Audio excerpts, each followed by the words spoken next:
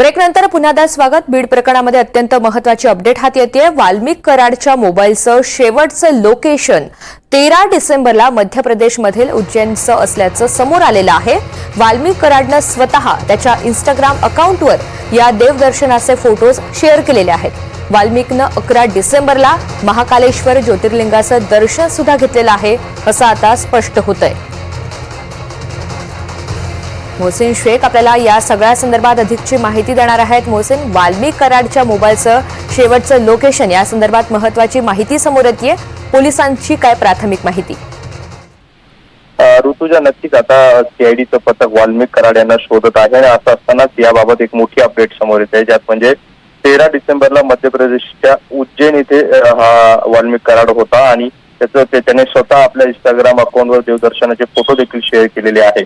विशेष म्हणजे 11 डिसेंबरला त्याने जे आहे तर हे महाकालेश्वर ज्योतिर्लिंगचं दर्शन घेतलं आणि 13 डिसेंबर पर्यंत त्याचा फोन सुरू होता, म्हणजे 2 दिवस त्याचा फोन सुरू होता आणि त्यानंतर वाल्मिक कराडचा फोन बंद झाला आणि त्यानंतर त्याचा लोकेशन मात्र कळू शकलेलं नाही अशी माहिती सूत्रांनी दिलेली आहे। विशेष म्हणजे त्याचा फोटो देखील आता समोर आलेला आहे। सोशल मीडियावर हा फोटो देखील आता व्हायरल होताना पाहायला मिळतोय आणि स्वतः वाल्मिक कराडने आपल्या इंस्टाग्राम अकाउंटवर हा फोटो टाकलाय।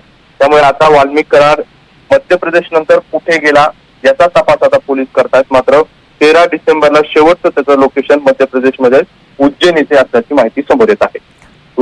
मोहसिन, 13 डिसेंबरची ही पोस्ट सुद्धा समोर आलेली आहे। त्यानंतर इंस्टाग्राम अकाउंट हे ऍक्टिव्ह आहे का आणि त्या संदर्भात काही पुढच्या पोस्ट येत आहेत का, या संदर्भातली पोलिसांची सीआयडी पथकाची काही माहिती समोर येते का?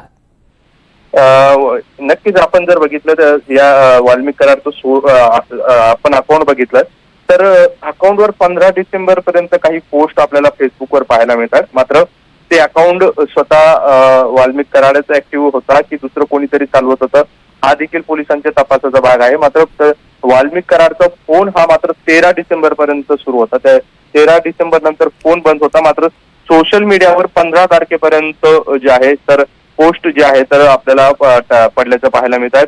त्यात शेवटची पोस्ट म्हणजे धनंजय मुंडे आणि पंकजा मुंडे यांची महाराष्ट्र राज्याच्या कॅबिनेट मंत्रीपदी निवड झाल्याबद्दल अभिनंदन करणारी ही पोस्ट आहे आणि त्यानंतर या वाल्मिक कराडच्या सोशल मीडियावर कोणतीही पोस्ट नसल्याचं आपल्याला पाहायला मिळतंय आणि 13 डिसेंबरला त्याचा फोन बंद झाला होता। मग त्यामुळे आता या पोस्ट टाकण्यासाठी त्याने इंटरनेटचा कुठून वापर केला, हा वाल्मिक कराडचं अकाउंट स्वतः वाल्मिक कराड चालवतो की आणखी कोण चालवतो, या सगळ्या गोष्टी आता तपासाचा भाग आहे आणि पोलीस त्या दृष्टीने तपास करताना पाहायला मिळत आहे। निश्चित, आणि हा तपासातला महत्त्वाचा धागा म्हणावा लागेल आणि त्या दृष्टीनं काय घडामोडी समोर येतात हे पाहणं महत्त्वाचं ठरेल। धन्यवाद सविस्तर माहितीसाठी।